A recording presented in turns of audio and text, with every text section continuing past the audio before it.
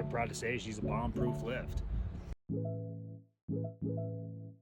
Today we're doing an interview with Gerald to talk about the lift renovation over the last 2 years. This is a 1976 riblet ski lift. It's a triple fixed grip. So it's about 3,100 feet long. It has a backup gasoline engine, works on a counterweight system. This lift now has 88 chairs.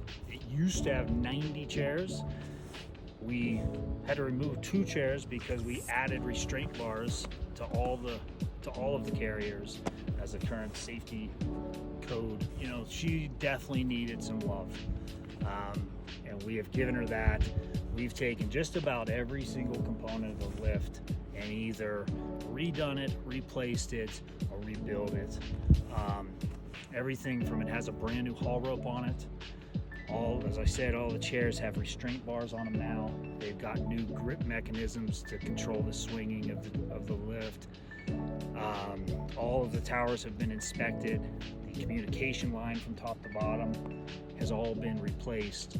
Everything in the motor room, all the mechanical parts from the primary electric motor to the backup engine to the main drive gearbox has been rebuilt. Everything's been removed and completely rebuilt. A lot of the issues that people saw firsthand were alignment issues on the towers, and it definitely has had that. All of that has been addressed and fixed, and she's, now quite proud to say she's a bomb-proof lift.